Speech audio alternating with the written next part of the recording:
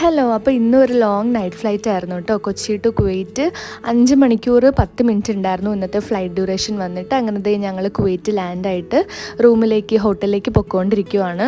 Even ഇപ്പോൾ ഒരു ഫ്ലൈറ്റിന് സ്കെഡ്യൂൾഡ് ഫ്ലൈറ്റ് ടൈം ഉണ്ടെങ്കിൽ പോലും ഫ്ലൈറ്റ് ഡ്യൂറേഷൻ വന്നിട്ട് അങ്ങോട്ടും ഇങ്ങോട്ടും മാറാൻ ചാൻസ് ഉണ്ട് കേട്ടോ. അപ്പം ഇന്ന് ഞങ്ങൾ ഇങ്ങോട്ട് വന്നപ്പം 5 മണിക്കൂർ 10 മിനിറ്റ് എടുത്തു.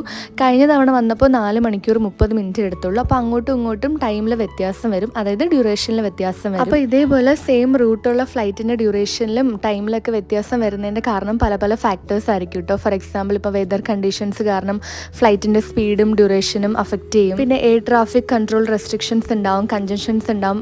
അത് കാരണം കൊണ്ട് ഫ്ലൈറ്റ് ചിലപ്പോൾ ലോങ്ങർ റൂട്ട് വഴി പോകേണ്ടി വരും, ചിലപ്പോൾ ചെറിയ റൂട്ട് വഴി പോകേണ്ടി വരും, ചിലപ്പോൾ സ്പീഡ് കൂടി പോകേണ്ടി വരും, ചിലപ്പോൾ സ്പീഡ് കുറച്ചായിരിക്കും പോകുന്നത്. അപ്പോൾ ഇതുപോലുള്ള പല കാരണങ്ങൾ കൊണ്ടാണ് ഈ ഡ്യൂറേഷനിൽ വ്യത്യാസം വരുന്നത്. അപ്പോൾ അത്രയേ ഉള്ളൂ ഇന്നത്തെ വീഡിയോ. നാളെ കാണാം. ടാറ്റാ.